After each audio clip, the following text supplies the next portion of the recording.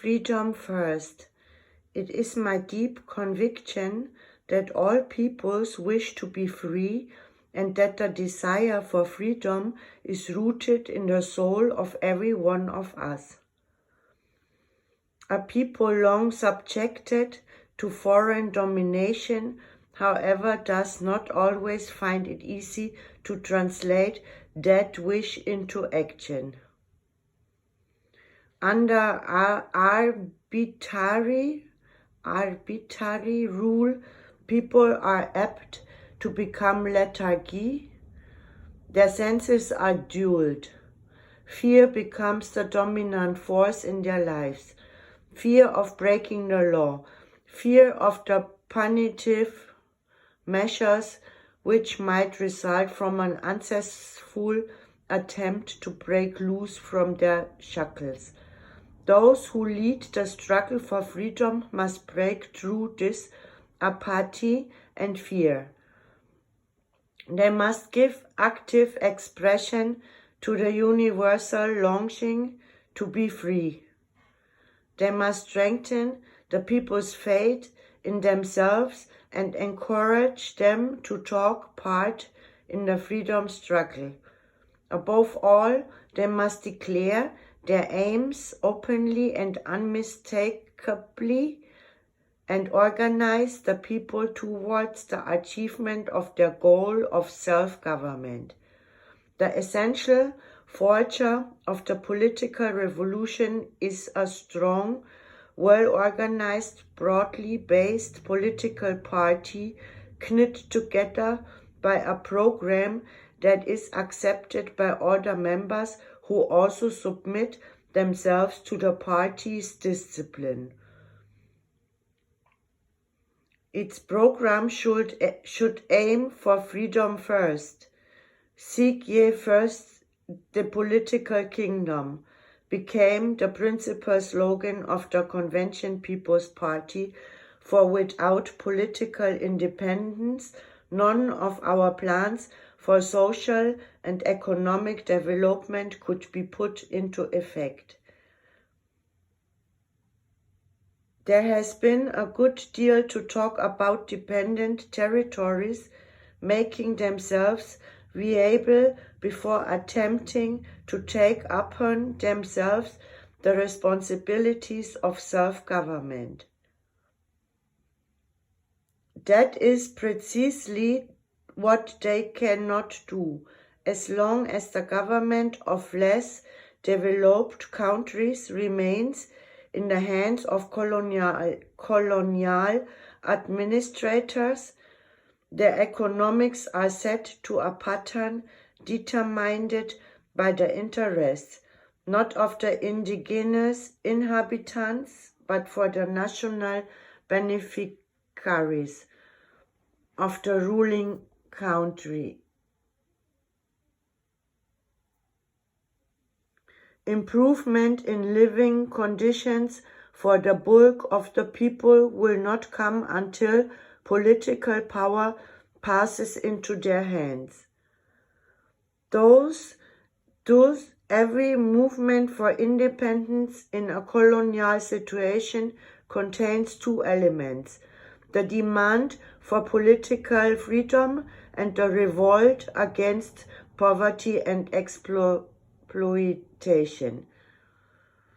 Raping you people. Resolute leadership is required to subordinate the understandable desire of the people for better living conditions to the achievement of the primary aim of the abolition of colonial rule. Before the Second World War, a number of political demonstrations and strikes took place in various parts of colonial Africa. The most common demands were for reforms. Few people envisaged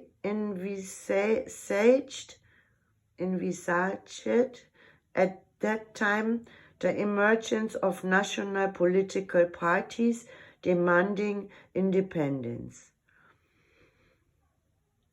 During the 1940s, however, Many African national organizations were formed. For example, in 1944, the National Council of Nigeria and the Cameroons was founded, and in the same year, the Nyasaland National Congress.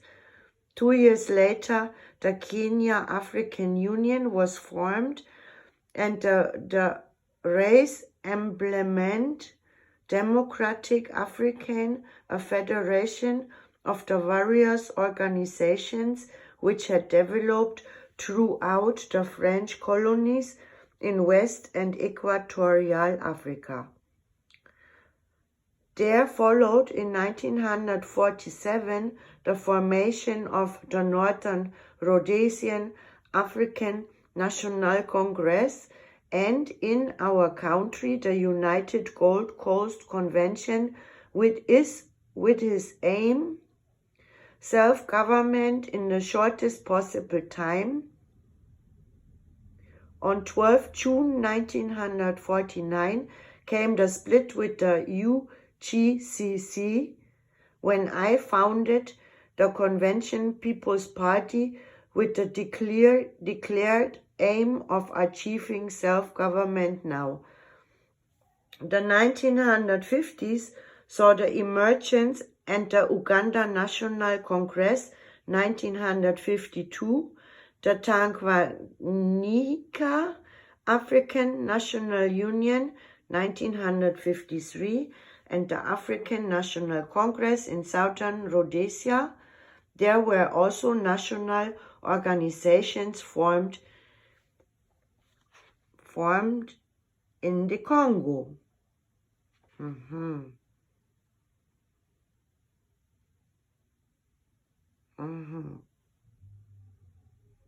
This was banned in 1958, and the Malawi Congress Party set up in its place.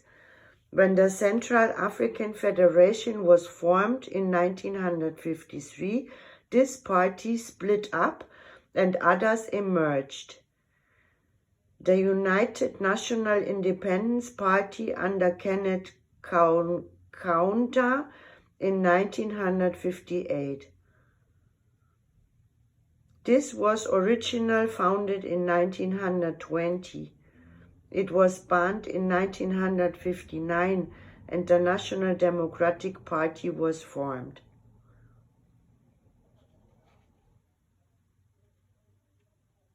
There were also national organizations formed in the Congo. Oh, the Congo.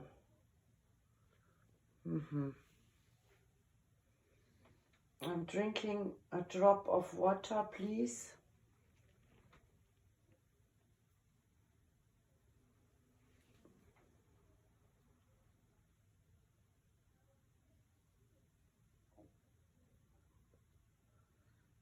Thinking a little bit about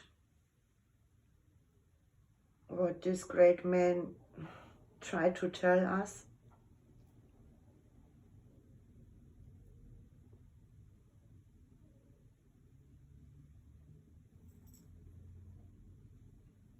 Okay, we continue with Kwame Nkrumah.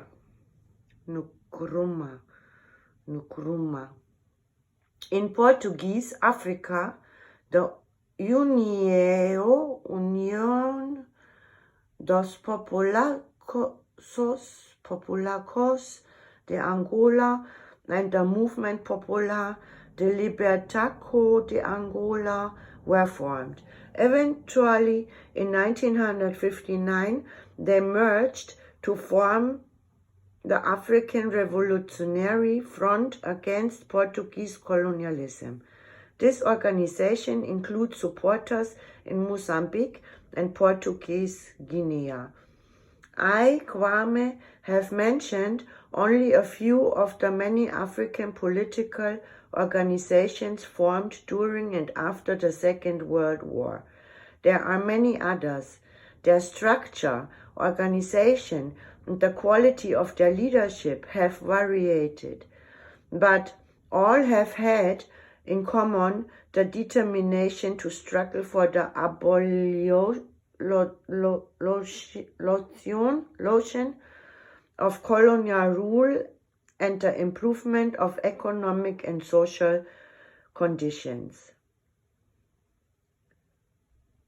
On the eve of the Second World War, only Liberia, Ethiopia and Egypt were independent.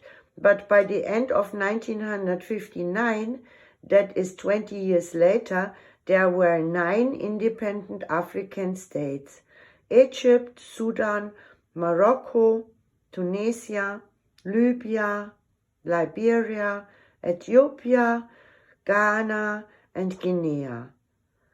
In 1960, Nigeria, the Congo, French Togoland, French Cameroons, and Somalia achieved independence. They were followed in 1961 by Sierra Leone, Tanganyika, Uganda, and Nyasaland. The independence of Kenya, Northern Rhodesia,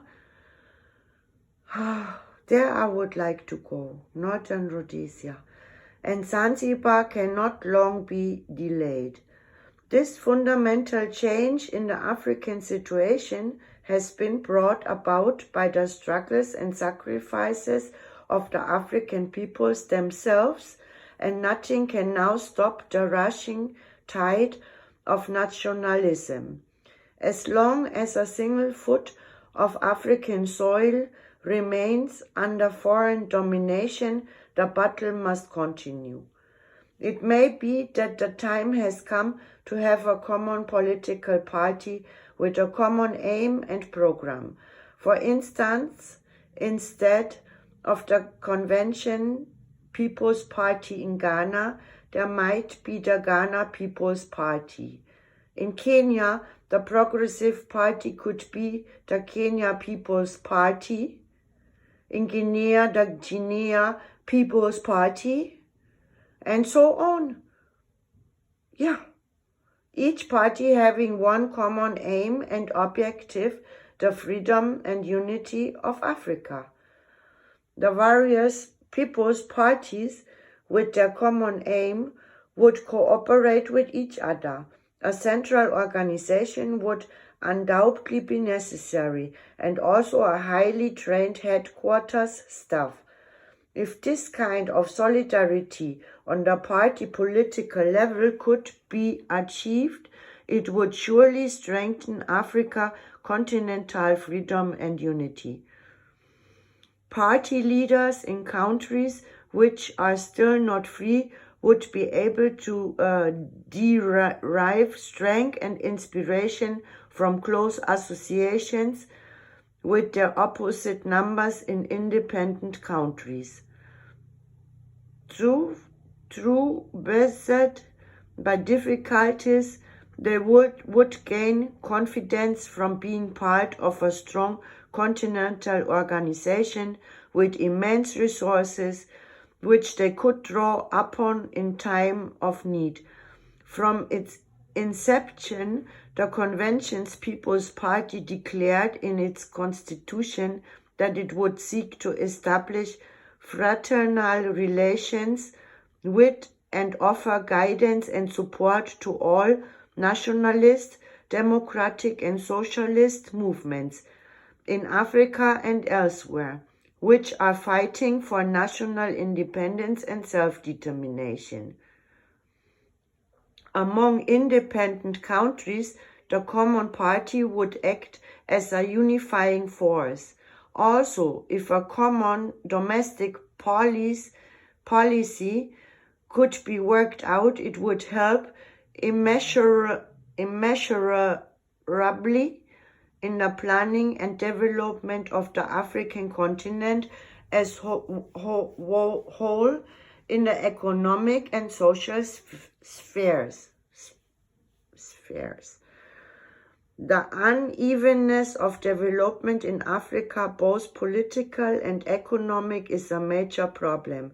Some countries are poor in natural resources, others rich. Some achieved independence comparatively easily and peacefully. Others are still struggling.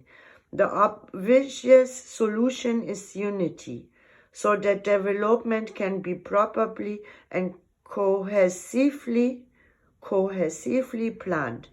Countries under alien rule achieve independence in different ways. India was promised freedom by steady evolution towards self-government in ordered constitutional stages. In fact, it took 27 years of civil commotion and passive disobedience for India to achieve her aim. Libya was granted independence by the United Nations Organization as a direct result of Italy's defeat in the Second World War. The Portuguese colony of Goa was liberated by India. Several countries in the Middle East owe their existence as separate states to the Western powers when they carved up the Ottoman Empire after the First World War.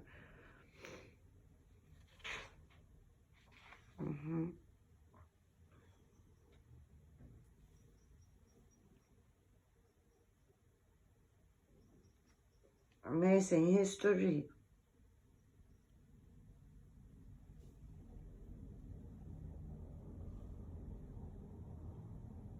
The various people's parties, with their common aim, would cooperate with each other. A central organization would undoubtedly be necessary, and also a highly trained headquarters staff. Oh, I wish I could be the teacher for them. I would set up a new government right away, really. We should create Kwame, Nkrumah schools, farm schools. If this kind of solidarity on the party political level could be achieved, it would surely strengthen African continental freedom and unity.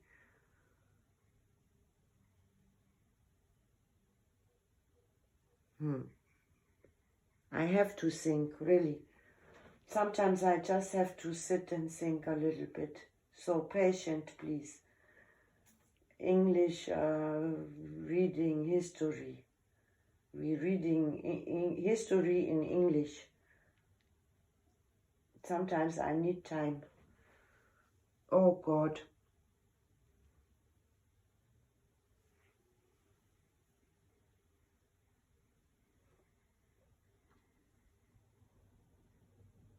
This book is like, I don't know where to start and where to end. This book is like it's soaking inside. It's looking for truth. It's telling truth. And it's so disappointing that in the year 2022, nothing has changed.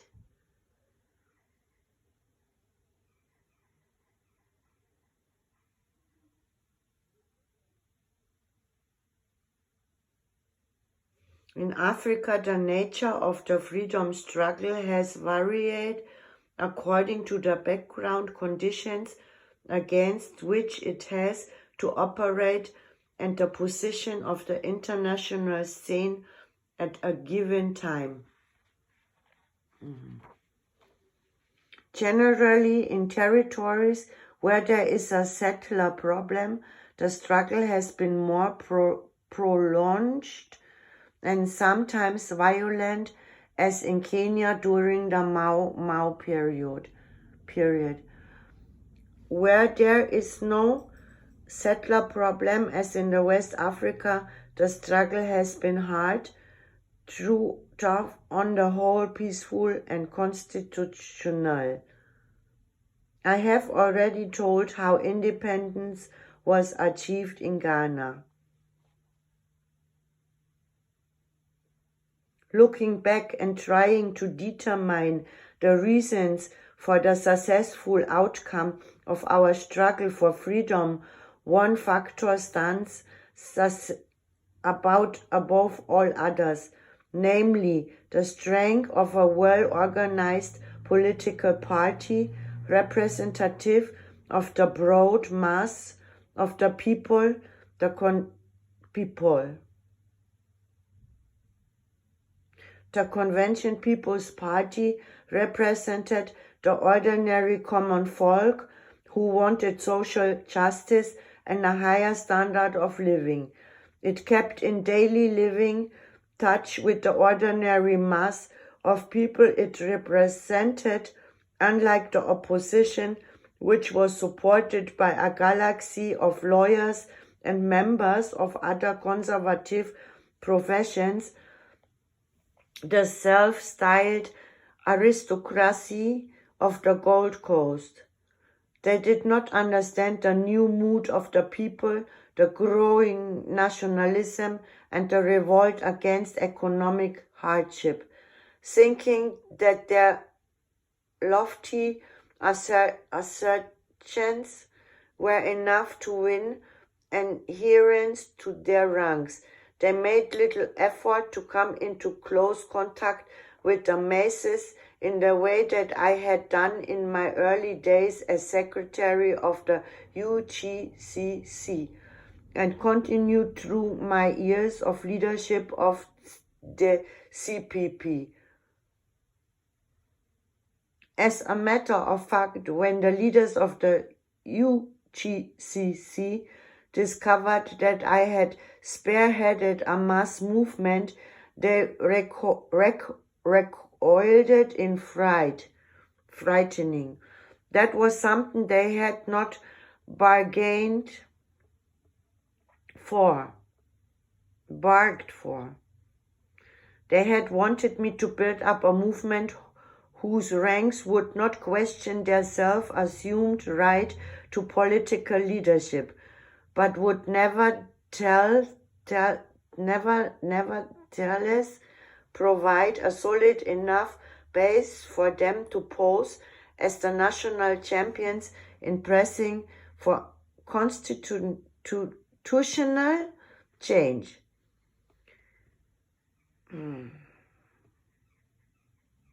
It was when the leaders of the UGCC demanded I get rid of the mass following I had built up that I withdraw from their secretariat and formed the Convention People's Party. Unwilling to come down to the masses whom they scorned as flotsam and jetsam, it was not surprising that those leaders failed to make headway with the ordinary people and were constantly rejected by them. In the early years of the CPP, and frequently since I urged members to follow the advice of the Chinese. Go to the people, live among them, learn from them, love them, serve them, plan with them, start with them they know, build on what they have. This would be my advice to members of any nationalist and progressive party. The campaign of the Convention People's Party was helped by the press. On the very day I left the UGCC, the first issue of my paper, the Accra Evening News, was published with its challenging motto, "We prefer self-government with danger to servitude in tranquility." We prefer self-government with danger to servitude on tranquility. I reached a wide circle of readers through the columns of this paper and hammered home the message of full self-government and the need to organize for victory. The strength of the organized masses invincible. We must organize as never before, for organization decides everything. The whole question of publicity, the spreading of information about the aims and the achievements of any political party is of supreme importance. In a struggle for independence, where the colonial government controls the major avenues of information and gives its blessing to the reactionary press, the mechanics of propaganda employed by the freedom movement are vital. The reach of the press is, of course, narrower in areas where there is a high degree of illiteracy. But even in those areas, the people can always be reached by the spoken word, and frequently the written word becomes the spoken word.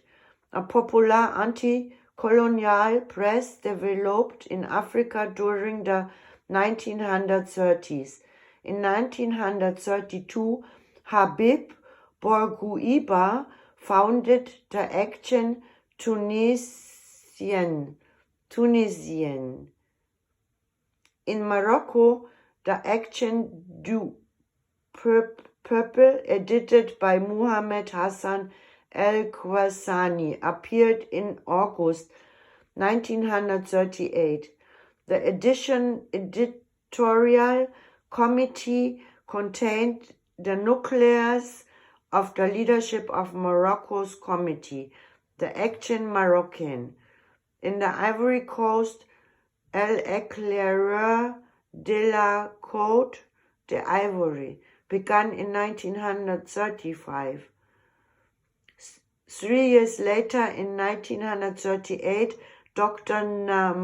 Nnamdi Azikiwe's West African pilot prepared the ground for the independence movement in Nigeria. These and other newspapers have undoubtedly helped in the spread of African nationalism. They have emphasized the need for freedom first and then development. It are to punish colonialism utterly from our continent. Every African must be made aware of his part in the struggle. Freedom involves the untiring effort of everyone engaged in a struggle for it. The vast African majority must be accepted as the basis of government in Africa. See, people? Now they digged enough gold, they digged enough diamonds, they digged enough oil, now they come for the people's land. In 22. And Putin is one of the big one who want Africa. And even China president want Africa. So people must awakening. That was the chapter, Freedom First. So I wish everybody a good night. A good night with the spirit of Kwame. I am saying good night to Africa, especially from Germany to Ghana, to all my beloved ones in memory, and still standing firm for the continent of Africa. Good night.